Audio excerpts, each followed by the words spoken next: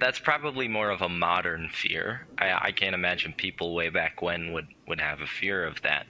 But there is something that sends shivers down that spine when you know you're alone and then you suddenly hear something that makes you think you're not. Even if it is a baby crying, you're thinking, oh, well, if there's a baby, maybe there's an adult with them that I should be fearful of. I don't know. Maybe. I don't know. In my brain, I would be going through all of the worst case scenarios. And I think worst case scenario is that baby has really big teeth. And that's what I'm scared of. Like the baby is going to barf on you or something. Oh, no. I don't know. Oh, no. I have to change a diaper. No. That's what we're really scared of. No. Yeah. I am scares the crap out of me, and I'm scared that the crap's out of him.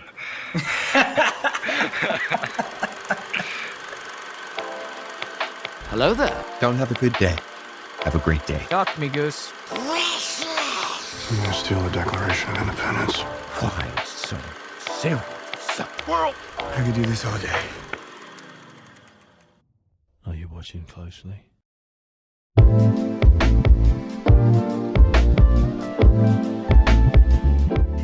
Welcome, everybody, to the One-Eyed Film Podcast. I'm your host, Seth Mossberg. I got Josh with me today. We are taking over Deacon's number one episode. Actually, it's like number two by now.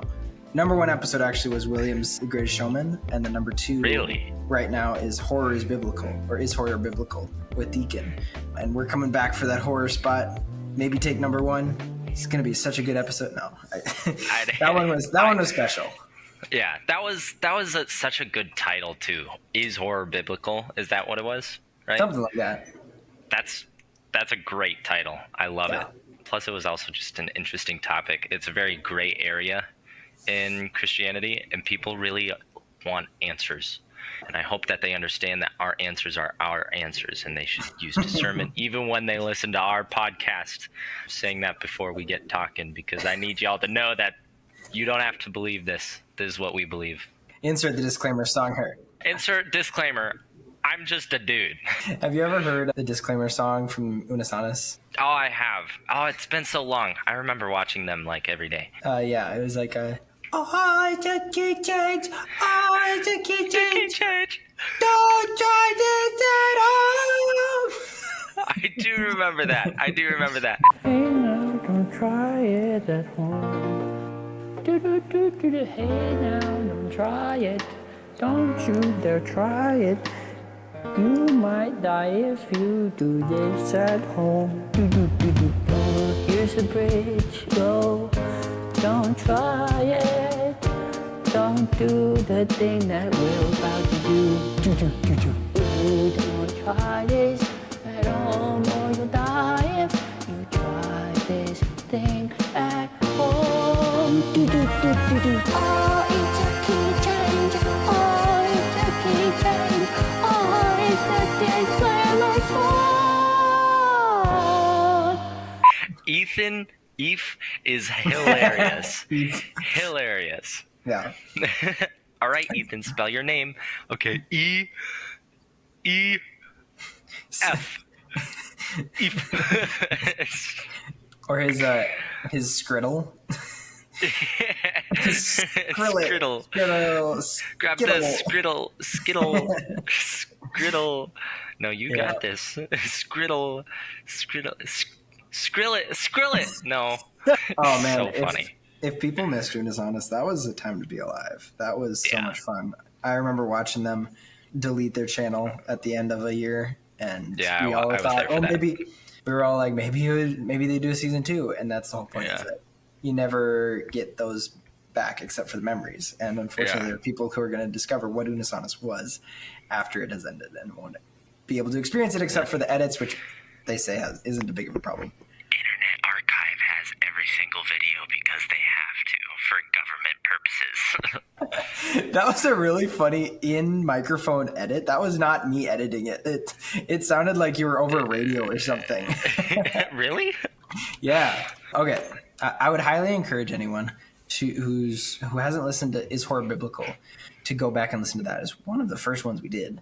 Deacon had some good points about that, just talking about horror in general and how it relates to us as Christians. But at this point, this is like not the sequel, but it's also not a reboot or another take. It's like Suicide Squad versus the Suicide Squad or something like that. It's like similar and not a sequel, but still on par. I'm not saying it's going to be anywhere as good as is Horror Biblical. But I really wish I had went back and listened to, I think it was our 2024 movie prediction episode where we brought up Winnie the Pooh, Blood and Honey, or Winnie the Pooh 2 or something. And you made a comment about innocence in horror and how childlike things are being used to show very gruesome things. So Mickey Mouse, the original character... Technically Steamboat Willie. That was Steamboat Willie, but we know him as Mickey Mouse. The copyright? What is it? Copyright. The copyright to Steamboat Willie, the original Mickey Mouse. Thank you, Will. The copyright to Steamboat Willie ran out after 100 years, I think, is the rule. And so now it's free use for anyone, and Disney can't sue them for using Mickey Mouse, at least the original character, not necessarily the Disney character. But there is going to be 2 horror movies coming out. Same with Winnie the Pooh that happened a couple years ago. Or was that just even last year? That was last year. Winnie the Pooh, Blood and Honey. So now there's 2 movies, 1 horror game. The game is Infestation Origins. These are just names, no research put into what they're going to look like. But then there's also Mickey's Mousetrap for a movie, and then an unannounced movie by a director who made a horror parody of The Grinch. Again, not too keen on horror movies, but that's the story. Those are coming out this year because Mickey Mouse is no longer able to be claimed by Disney. So that's happened. What a way to start off the episode. Yeah. I think what I have to say right off the bat, and we probably talked about this with Winnie the Pooh, is it has to go straight to horror. Like, no one's making creative, cute TV shows like Mickey Mouse Clubhouse with this character. They go straight to horror, and I think that's interesting and very telling. And I wonder if you guys have any thoughts on that. I think it's kind of classic to try and take like a childhood memory or something, kind of horror-ify it. I mean, you think of creepy stuff, and it's like chimes, like some sort of music box or something like that. You have teddy bears or like little dolls that just get, I don't know, horrorified. So I feel like it's kind of a classic play to put Mickey Mouse in a horror film. I'm not surprised by it, but I do wish that we would see a little bit more. Like, for me, I like funny movies. I wish we would see more comedy movies that would maybe play Mickey Mouse as a character, because I would love to see a classic comedy movie with Mickey Mouse as the main person just doing stuff that Mickey Mouse shouldn't do. But I think most people think of childhood stuff and they want to make it creepy because, well, it's so easy to do that. Innocence easily transfers into creepy horror, I think. Yeah, I agree. Just a brand. Apparently, Cillian Murphy just got the Golden Globe for Best Actor. I got that as a news thing. That's random. Is the Golden Globes going on tonight? No one saw that coming. No, actually. I mean, apparently. Okay, I don't watch sports, so I don't care. But anyways, I was just going to say, though, that I would pretty much just agree with Josh. And I think another reason that it's easier for people, or the reason that people choose horror, is because it's easy. Because historically speaking, horror films generally aren't super expensive to make because like they can have a pretty simple concept. What if there's this guy with a knife and he goes around killing people, and they don't have to be super complex. And I think that's the same reason why in the Winnie the Pooh Blood and Honey thing came out, because it's like, again, it's like a pretty simple, and like when I'd seen the trailer, like that's a cheap film. They're basically just using Winnie the Pooh as like, what if Winnie the Pooh was scary? And same thing with, like, I think it's going to be the case with Steamboat Willie or whatever, is because it's like, what if this Mickey Mouse character was evil or creepy or whatever? And it's just an easier way to like make a profit probably, and so it's safer in that regard. It's easy publicity too. It's easy publicity because everybody knows it, or everybody has an idea and they know it. So it's like, but yeah, I do kind of like wish that people would be a bit more creative. I think just kind of with Winnie the Pooh and Mickey the Mouse now, it's kind of effective. It's an effective concept, I would say, in a way. Doesn't sound like it went well in execution for Winnie the Pooh, but when you turn something pure and innocent from your childhood and make it creepy and horror, it makes you even more uncomfortable than the horror movie would have been if it was just some random guy or something instead. Yeah, it's all about how you write the story, and we could probably do a whole episode on this, talking about the perversion of childhood innocence and kind of this, and Will brought it up, a cheap way to make these movies that don't really have a lot of depth. I don't think these fall into the same category as what Deacon and I talked about in our most popular episode ever, which is called Horror is Biblical? ? I didn't put the emphasis on that. So It's not like an in-depth what creeps us out. It's not Lovecraftian. That's super meta and all that. It's a cheap way to show the horrible ways to kill someone. Pretty much that it doesn't appeal to me, and I don't know that it appeals to many Christians. So now that we're talking about the topic, I have a lot of thoughts about it. So I'd actually really enjoy doing an episode on that. All right, put it on the list. Okay, first off, numbers about Winnie the Pooh, Blood and Honey, the first movie, was it was made for $100,000. Super cheap movie, basically indie film. Made $5.2 million when it released. Wow, it's not even that good. People will say that it's a terribly made movie. It's not great. Got a great story. It's very loosely connected to Winnie the Pooh. The horror is not that great, but it still made $5.2 million on a $100,000 budget, which is crazy. The name Winnie the Pooh, though, gets a lot of attention. That's true. We'll talk about that. But soon after, they announced a sequel, Winnie the Pooh 2. Again, I can't remember if Blood and Honey is the sequel title or just the whole franchise title. But this is because Winnie the Pooh went into public domain right around the time. They probably started putting it into production illegally, and then by the time Winnie the Pooh was released into the public domain, it was okay for them to release the movie. Same thing happened with Mickey Mouse. Mickey Mouse was a few years behind and quickly got announced that there was a horror movie and a video game with Mickey Mouse as the horror character. Again, these aren't the Disney versions. These are the original characters that Disney then used for their movies. But yeah, there's other examples of this. I would think of Silent Night that came out a couple years ago with the R-rated Santa. Yep.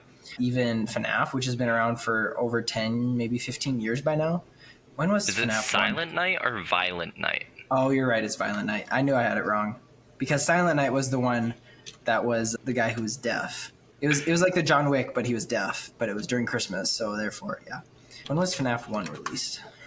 2014. So 10 years ago, FNAF released, and that's similar. It's along the same veins of Chuck E. Cheese style, mascot, robotic, animatronics for kids, turning evil, and things like that just got us thinking about what is it about innocence and childlike things that make such good horror. And for the listeners, that's in quotes, good horror. Why do people keep doing that instead of just saying, no, we won't touch that? I mean, not that writers of horror movies are going to say we won't touch that. It's like you'll find something about this topic in the version of horror. And yeah, Josh, you had mentioned that there was something more to be talked about, and here we are. So what do you think about it? What do you initially grasp from this topic? Now, the very first thought I had was, or the very first instinct I had was to like compare it to some of the stuff that's in the Bible, because I think the very first horror story is a lot of the stuff that's in the Bible. And why is it that childlike things or stuff from a time of innocence that's being manipulated and twisted, why is that scary to us? Like, you think of scenes in a horror movie where it's chimes playing or like a girl like giggling or something like that, and that kind of creeps you out. And there's a parallel that I found, and that's with what the devil does. And this is going to sound like I'm comparing horror movies to the devil, but in a way, I guess I am. What's scary about it is it's taking something good and it's twisting it into a lie, and lies are evil. And I think the human condition and in our natural order of things is to fear things that are evil. Now, some people nullify that fear and they run to it instead because of adrenaline and an addiction to adrenaline. That's why people really enjoy horror movies. But the idea is you're taking something that's innocent, like a little girl giggling, or Winnie the Pooh, or Mickey Mouse, something that's very childlike. You're twisting it to make it feel evil, and our natural instinct of that is to run away from that evil, is to be fearful of the presence of that evil. And I think that's what God gave us as a natural ability, is to just fear those things. And that's my first thought. Well, I don't mean to steal your thunder for the future of this episode, but you touched on it in that it's a perversion.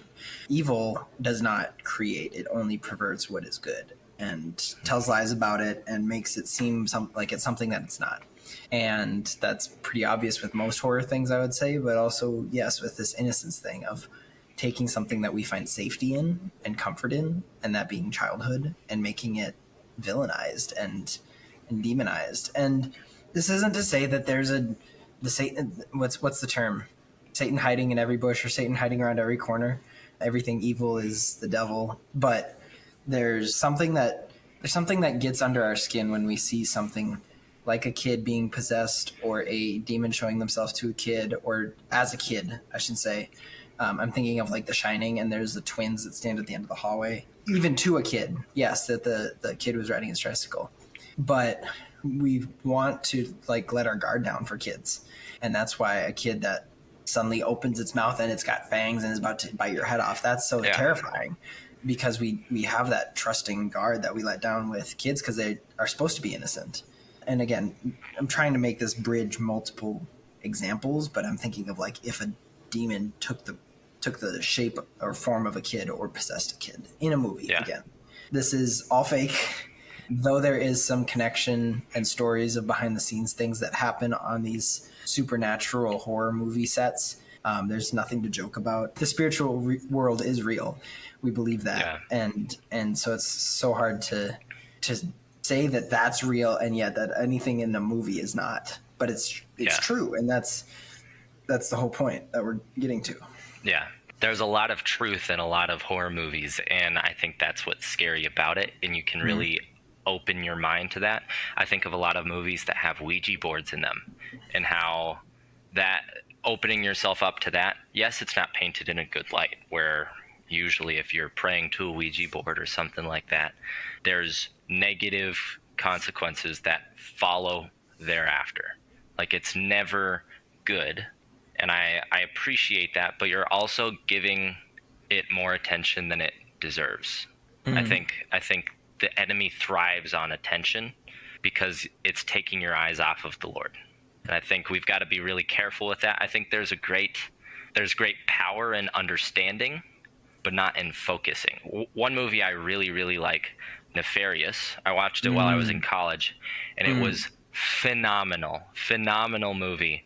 And yes, it's thrilling. I wouldn't necessarily label it as true horror. It's more of a thriller, and it definitely sends shivers down your spine and gives you that adrenaline rush. But the fear is, from the Christian perspective and from the perspective of the director and the writers, who were also Christian in writing this, they wanted to send a message of how real that the spiritual world is. And that movie did it really, really well. And I think we should have a natural fear of that. We should. I don't think we should push that down and ignore it. I think we should just be careful that the fear of demons and that does not overcome our fear of the Lord. We need to fear the Lord first before we fear anything else. And horror movies sometimes tend to prioritize that fear and take us away from the Lord. And I think that's dangerous. Now, I'm not saying they inherently do that with every single time you watch it. I personally do not think horror movies are sin, but they should be treaded lightly, very lightly. A way that I wrote down in my notes is movies can have a lot of power, and some movies have good power, bad power. Like a movie that has a lot of sex scenes, a lot of swearing, a lot of grotesque, just gruesome things happening to it. I think of Wolf of Wall Street. I have a hard time saying that there's good in that movie. It's got good power to it. It's just bad. Whereas there's movies that have a lot of power, but it's neutral, and you give it the power that you're looking for. Like, if I go to a horror movie and I want to be scared, I want to have a fear of whatever is on the screen, whereas you'll be giving it that power. It's got influence where you give it influence, and we just got to be careful when we go to these things. We can't let our guard down and allow some childlike chimes to allow us to lose sight of what's really important, and that's the fear of the Lord. You said something along the lines of it has power if you give it power, and that's pretty much the essence of what it means to deal with the spiritual world as a Christian. Like, we know that our God is bigger than the boogeyman or Godzilla or the monsters on TV. VeggieTales got it right. I just realized how perfectly that song fits into this episode. Yeah. Like, it's all fake on the screen, and anything that is real, anything that we acknowledge has power. Like, we admit that demons have power, but they have relative power. Like, they have relative power on those who allow that door to be opened. With Christ on your side, they shouldn't have that power. They don't have any power. Yep. But where you allow the devil to have a foothold, he's going to take hold of that. Something that Deacon said in his horror biblical episode is that Satan likes to hide in the shadows. He doesn't like to be known. Like, that's why we probably don't talk about the spiritual realm as much as we should, is because it's scary, and it's a way for him to hide, because that's where he is. He's in the conversation about the spiritual realm. And with horror, it's so obvious where all the evil is. It's plain that it's evil. But I think when it comes to these icons of simplicity and innocence, it probably makes it seem a little bit like he's not there for a second.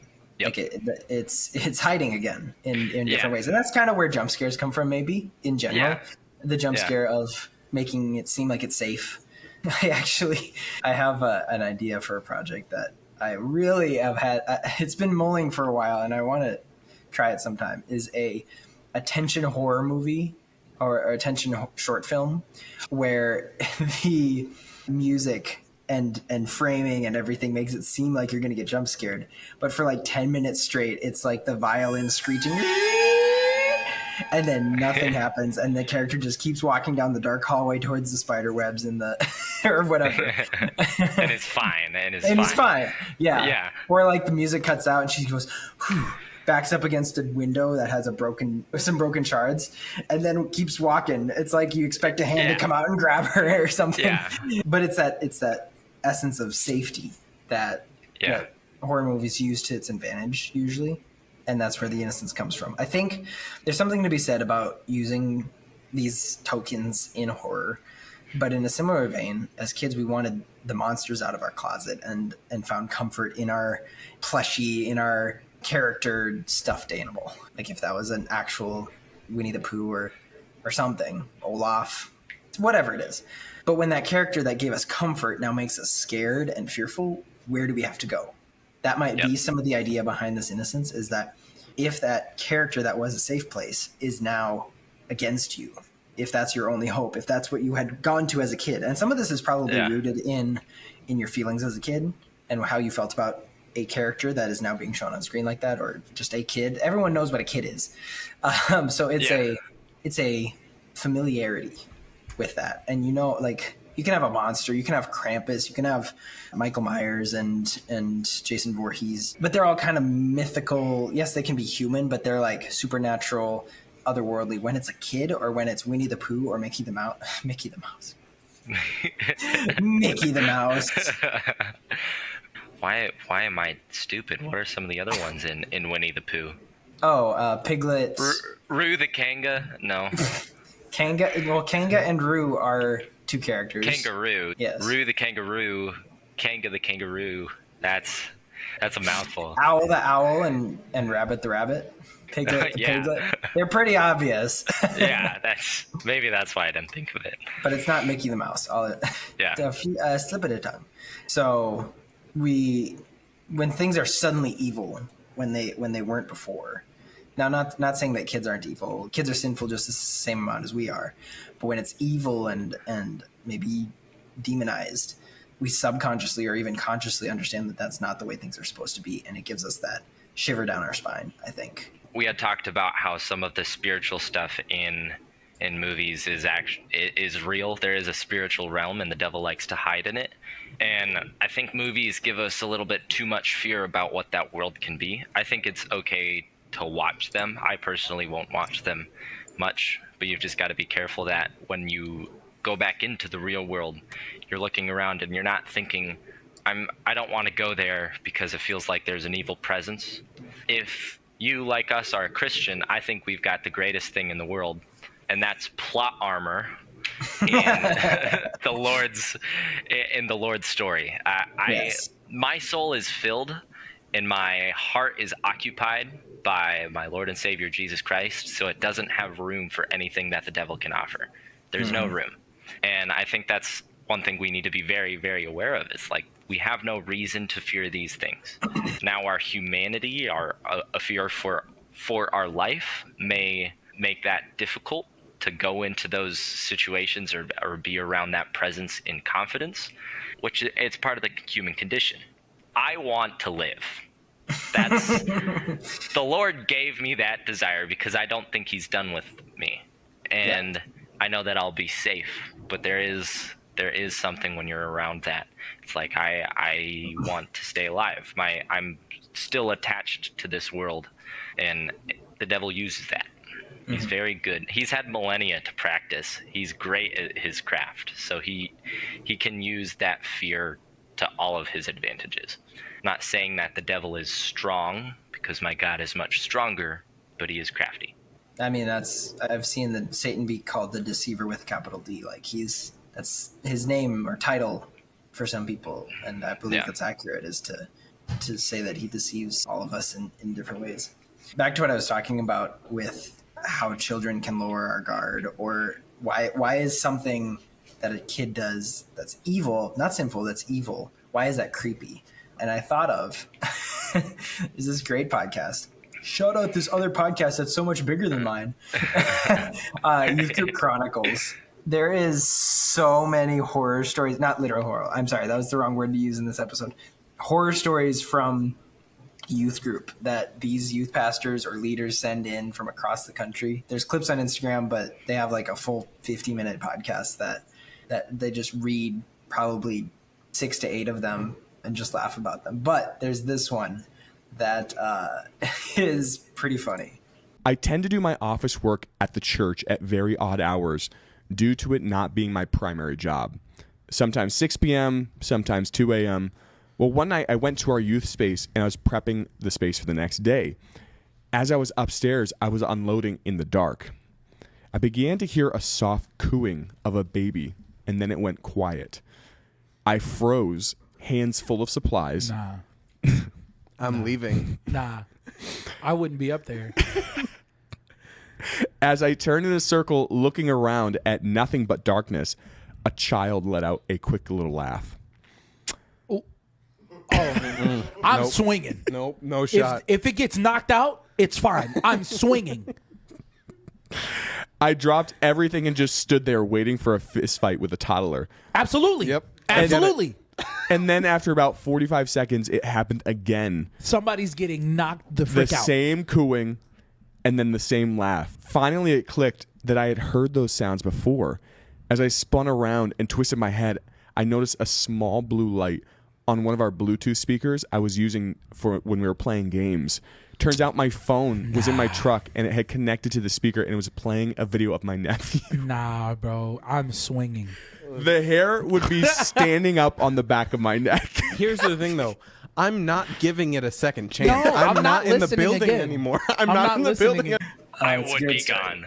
I would be gone. Yeah, it's weird that that's our reaction and not, oh no, there might be a baby in trouble, I should help it. It's that it's at 2 a.m. in a dark building. I mean, yeah, that's just how our natural instinct is. I don't know why. I don't know why we do that. I think it's just that's probably more of a modern fear. I can't imagine people way back when would have a fear of that. But there is something that sends shivers down that spine when you know you're alone and then you suddenly hear something that makes you think you're not. Even if it is a baby crying, you're thinking, oh, well, if there's a baby, maybe there's an adult with them that I should be fearful of. I don't know. Maybe. I don't know. In my brain, I would be going through all of the worst case scenarios. And I think worst case scenario is that baby has really big teeth. And that's what I'm scared of. Like the baby is going to barf on you or something. Oh, no. I don't know. Oh, no. I have to change a diaper? No. That's what we're really scared of. No. Yeah. I am scares the crap out of me, and I'm scared that the crap's out of him. Oh, boy. The other thing to think about is that this isn't the case for every instance, because sometimes I'm thinking again of The Shining, and it doesn't necessarily apply to that, but if a baby or child is crying, that usually means something's wrong. And and that doesn't always mean something's wrong for you, but that could be an indicator of why it's fearful. So it's definitely I think pop culture has let us develop this mentality of being fearful of childlike or innocent things. But one video I watched was talking about how kids are interested in horror. A little bit different, but it still applies a little bit. And this is like stories like Scooby-Doo or Goosebumps or something like that. Scary stories to tell in the dark. Technically kids' stories, even though some of them get really intense. But kids play make-believe. And when you have supernatural monsters and disgusting images, that they can appreciate that it's fake and not real because they're still developing. Like, to them, almost everything is a game, and that's why it's innocence. It's they don't grasp reality. So technically, life and this very scary story are on the same level, and that's why scary stories are super scary for kids, but also where they can remember after a while, after a little bit of processing, it's make believe, it's fake. And that's also how their minds work when they're playing. In the same way, we should be able to discern what is true versus what is fake and make believe, and a figment of our imagination. Now, not saying that spiritual realm and demons are a figment of our imagination, but sometimes we can allow them through that door and on that foothold. Most of the innocence of horror is so outrageous that we understand it's fake in most movies or stories or whatever. So also, yes, making that distinction between the truth of God's word, the truth that demons and Satan are real, and the fakeness, the inauthenticity of movies like that. I just think that's bars. I've exhausted all 4 of my bullet points. I almost ran out of fingers on this one. I almost reached the limit of all I could count to. Till I discovered I had a second hand. Oh, no. Okay, there's this hilarious story that I'm going to keep in because it's one of Allie and my favorite. When we were teaching 3-year-olds in our church for Sunday morning, we had a little 3-year-old come up, and he had like little plastic coins, and we said, "How many coins do you have?" He had 10. And this is only going to make sense for the video. So if you're listening, go check out the video at this timestamp. Not that you can, whatever. Anyways, they'll figure it out. He's holding coins in his hand, and he has 10 of them. And we're like, "How many coins do you have, bud?" And he goes, "This many." And he goes, passes the coins to the other hand, and goes, "This many." and does a double take because he can't comprehend that somehow he still has 5 fingers up, even though he should have the other hand free now. Truly wonderful the mind of a child is. Yes.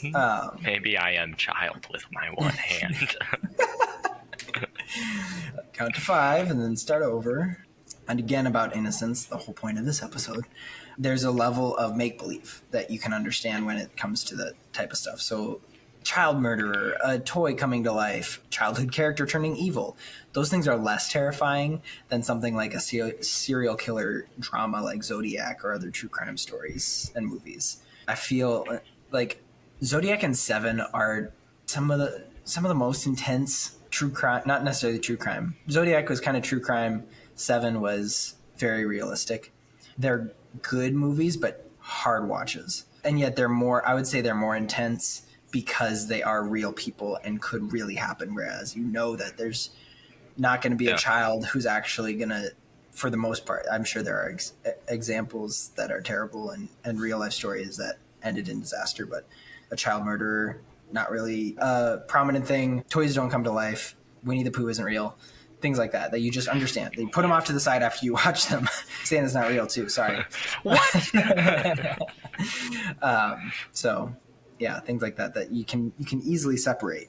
But that's why some of them are more intense, is because they could be real, I suppose. I think of the movie It, where it's clowns in general.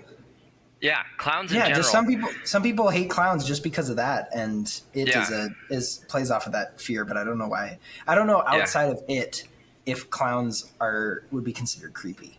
But sorry, go ahead with your point. I think the idea of clowns being creepy is because it's putting humans in that uncanny valley, and they don't look natural. And I think there's a natural fear that humans have, or at least a deterrent of things that don't quite look right. And I think clowns fall into that category, and it plays into that. And that's why it can be scary. But then the more you think about it is like, this alien really isn't that scary in this real life, because that's not going to happen.